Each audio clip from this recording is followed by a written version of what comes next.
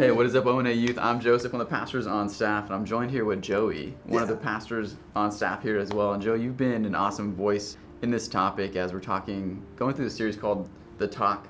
And each week, Pastor Jeff's bringing a message. He's talking about sex, identity, and Jesus, and how it all kind of ties together.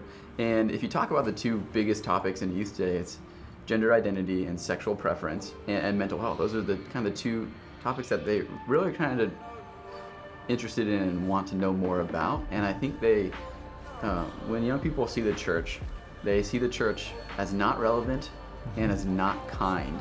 And the sad part is, a lot of times they're right.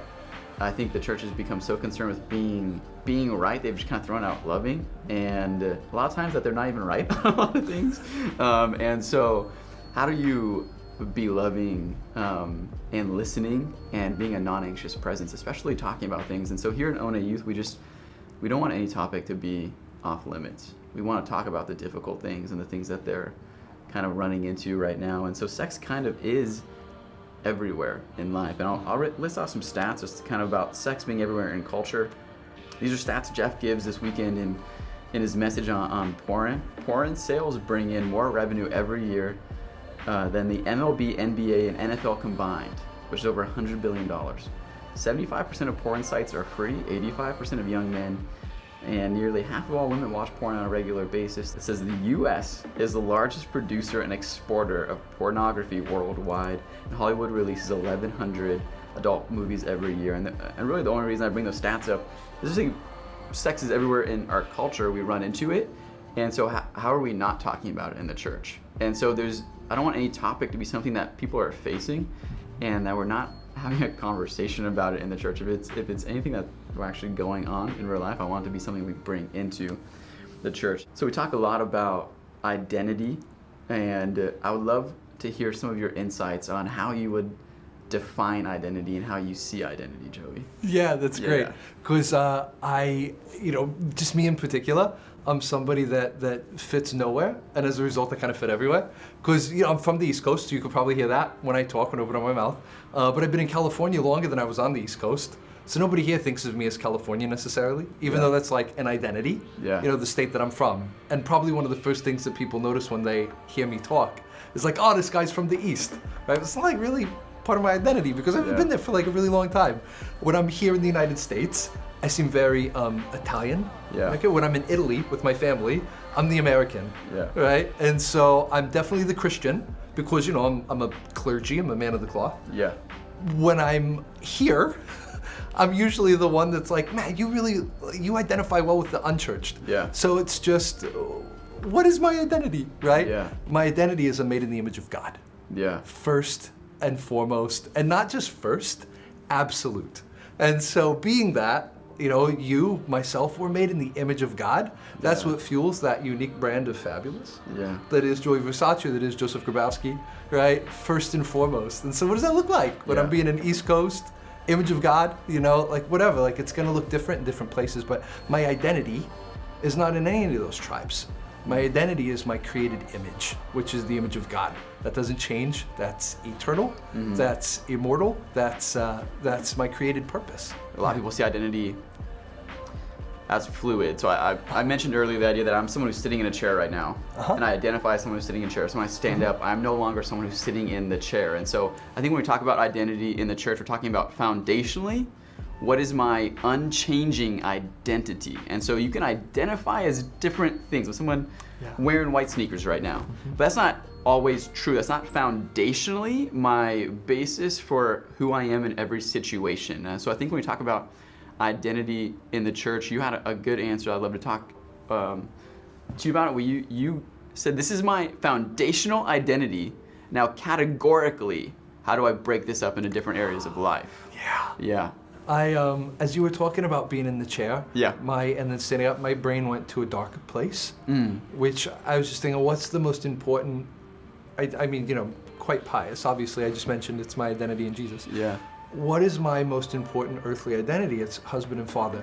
Yeah. What would happen to me if there was a terrible accident and my wife and children, their car, they were gone? Yeah. Like, I'm neither of those things anymore. I'm neither husband nor father. Yeah. And so there are these categories that are so important, and we play these roles and live out because those really do matter and impact our day-to-day life. Yeah. That cannot be my North Star that just determines this is who I am, this is what my life is about, because those things are all fragile. Yeah. None of them are permanent. Yeah. They're all gifts from God that could be tainted, that could be great, whatever. Yeah. These are categories. Yeah. Pastor, job, whatever that might be. Yeah. The only immortal, stable, lasting thing is my identity as being made in the image of God. Yeah. And so on that kind of same vein of thinking, Joey, when we start talking about sexual identity, sexual preference, how does sexual preference and gender identity now tie into that idea of identity that you were talking about just then? Yeah. It is one of our strongest tribes that we have in society. And so as people, God's wired us for community, and so we're always looking for a tribe. There are all these different tribes that are so important to us. Scripturally, we have that also. There's the Gentile tribe, there's the Israelite tribe.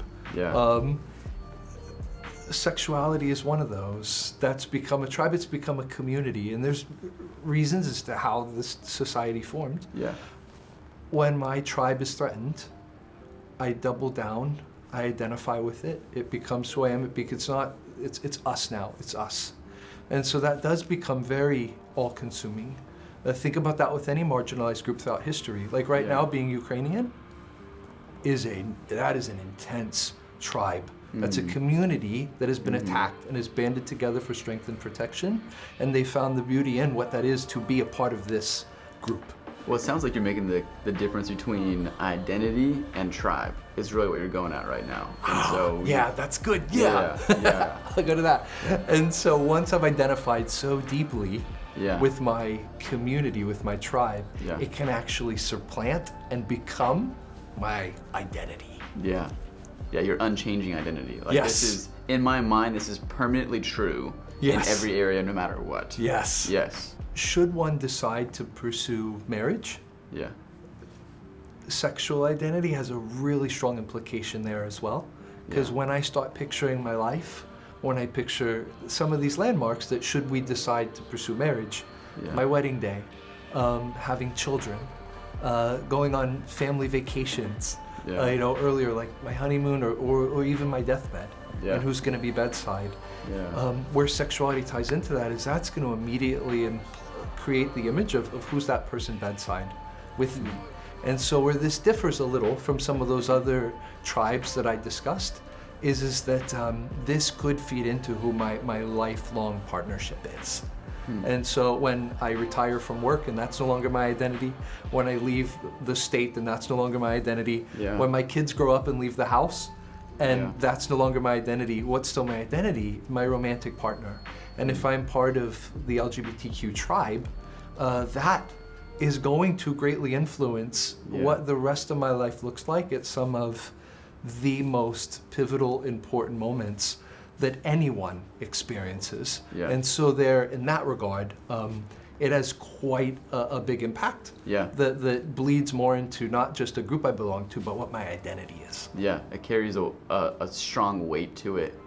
Just because of the long-term ramifications of what actually, when you play this out, this is long-term what my life would look like. Yeah, exactly. That makes a lot of sense. I think we've supplanted like the idea for God as the ultimate value, and we've made it about who you're with and who you marry, and everything in culture is telling us to find the one. What does it mean to actually be human in the eyes of God? Oh, that's to be human in the eyes of God. That's so well phrased. Because often my image of human, a lot of people's image of human, is this idea of a married couple, right? Which does feed into the marriage myth.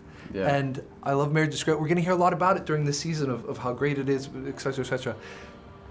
There is so much idolatry surrounding the idea of marriage. And idolatry is something that God is very, it's just one of his two big things that he's hostile against, idolatry and self-righteousness, right?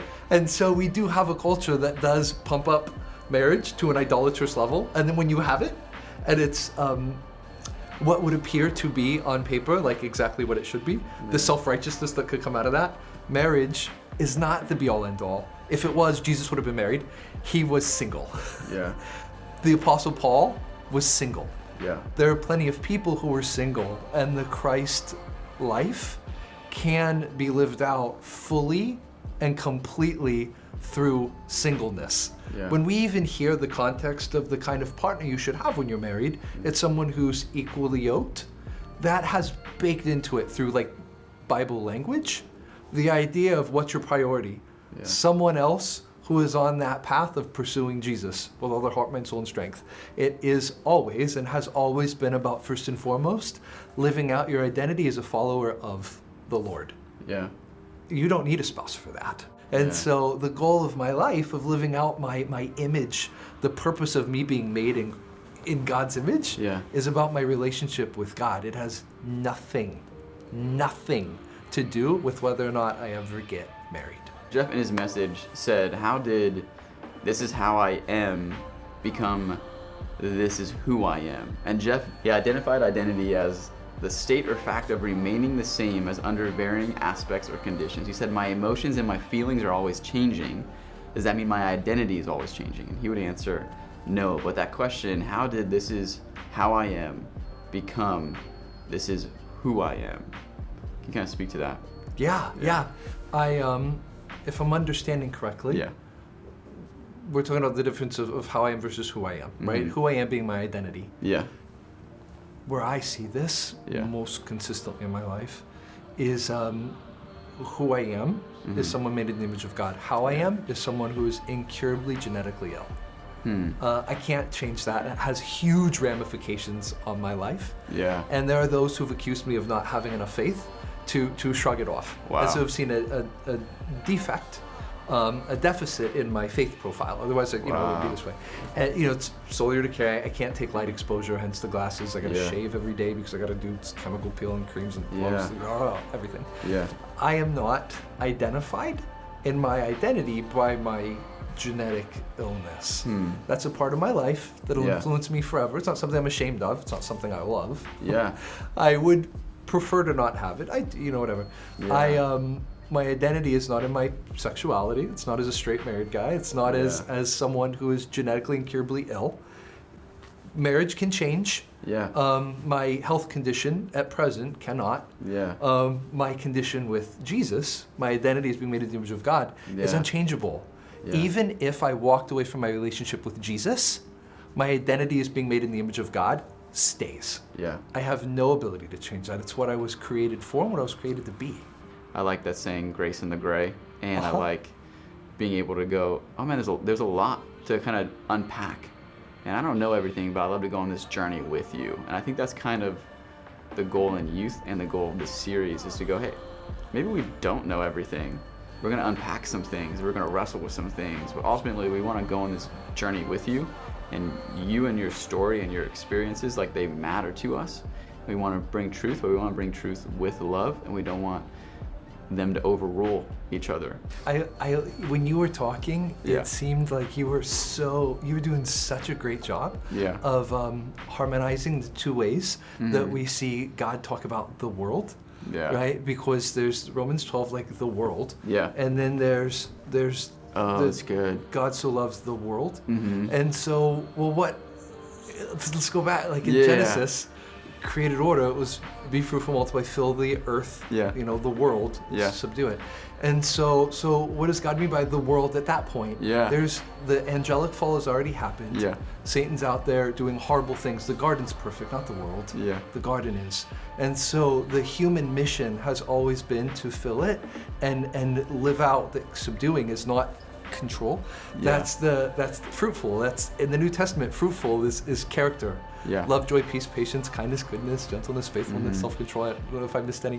Yeah. Like, that's what the world is supposed to do. That's what people are doing Yeah. in this world. Yeah. The bad world is spiritual in nature. Yeah. Paul, he goes to lengths to tell us it is not flesh and blood. Yeah. If you could squeeze it, poke, that is Yeah. not the world. Yeah. The Yeah. world's the invisible thing. Yeah. That's the bad thing, not the people. You just put it so well about Yeah. going on that journey with someone. Yeah. I was That was excellent. Because what I love about how you put that in such a simple journey statement is, the nature of this is sexuality. That's important. Everything has to come to the authority of Christ. Yeah. Start somewhere. Yeah. Okay? Just meaning that if my sexual identity brought me into conflict with how I understand Jesus' parameters around romantic relationships to be, just say, okay, that tension exists. Yeah. All right, that's important. I can't be paralyzed by that. That has my attention. Jesus cares about my greed. So focus on my generosity. Start growing. Okay? If my issue is forgiveness, start to forgive. Yeah. Go in that direction. There's plenty of people who are living within God's romantic parameters as we understand them, who are compromising love God, love others in a plethora of ways. Yeah. There's always a way to pursue Christ-likeness. Yeah. Pursue Christ-likeness. Yeah. So this area right now, I'm not settled on. It's okay. I'm settled on this. This matters. This has to be dealt with. Yeah. Today, tomorrow, whatever. There's not an order that I start somewhere and grow in Christ-likeness, because that's central to what your identity is, far above and beyond whatever my orientation perhaps might be. Joey, thanks again for sitting down and having this conversation on this topic. And what we really want is to give you as youth permission to talk about it. We live in a world full of information with a lack of community.